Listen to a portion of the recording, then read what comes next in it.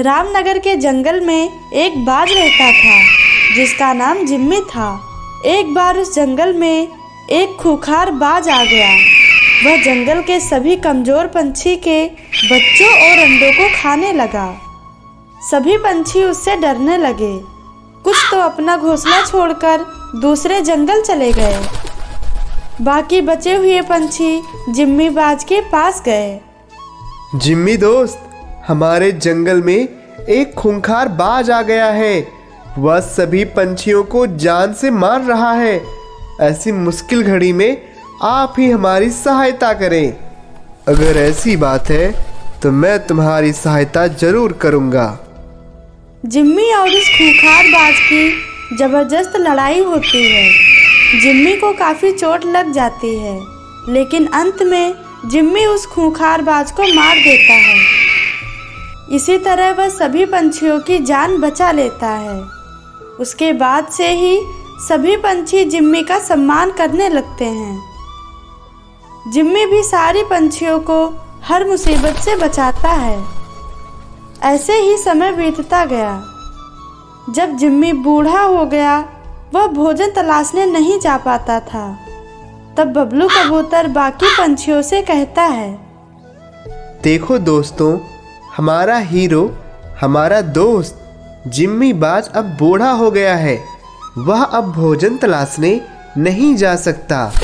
इसलिए हमें अपने भोजन में से थोड़ा थोड़ा भोजन जिम्मी को देना चाहिए। बबलू कबूतर की बात सारे पंछी मान गए और अगले दिन से ही सभी पंछी जिम्मी को भोजन देने लगे। बबलू कबूतर अपनी पत्नी मीनू चिड़िया और 2 बच्चों के साथ रहता था। मीनू चिड़िया बहुत लालची थी। वह बबलू कबूतर से कहती है, आप उस बूढ़े बाज को फ्री में भोजन क्यों दिलवाते हो? अब तो वह सिर्फ बैठकर ही खाता रहता है। तुम जिम्मी के बारे में नहीं जानती हो।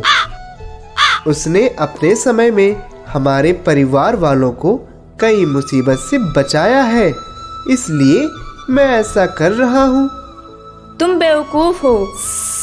वो अब बूढ़ा हो गया है। अब वो हमारी किसी भी प्रकार की मदद नहीं कर सकता। तुम उसे किस बात के लिए फ्री में भोजन देते हो? उसे इस जंगल से ही निकाल देना चाहिए। बबलू कबूतर अपनी पत्नी की बात मान जाता है और जिम्मी को जंगल से निकाल देता है। तब मीनू चिड़िया, आप बहुत अच्छे हो, मेरी हर एक बात मान जाते हो। अच्छा, आप आराम करो, मैं बच्चों को बुलाकर ला रही हूँ। मीनू चिड़िया बच्चों को बुलाने जाती है। वह काफ़ी देर बाद अकेले वापस आती है और रोने लगती है। मेरे बच्चे बाहर नहीं हैं।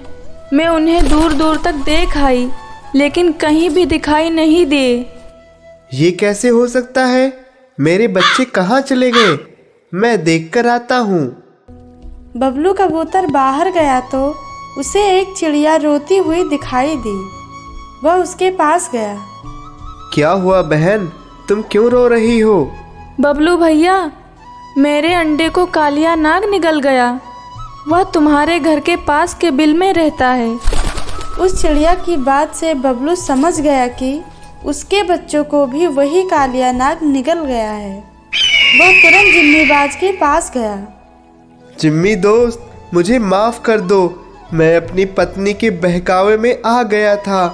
मुझसे बहुत बड़ी गलती हो गई। मेरी उसी गलती से अपने बच्चों को गंवा दिया। क्या हुआ तुम्हारे बच्चों को? वो कालिया नाग मेरे बच्चों को निगल गया है। जंगल के बाकी पंछियों के अंडे भी निगल चुका है। जिम्मी तुरंत बबलू के साथ जाकर कालिया नाग को मार देता है और उस जंगल से दूर फेंक देता है। मीनू को अपनी गलती का एहसास हुआ और वह जिम्मी से माफ़ी मांगती है।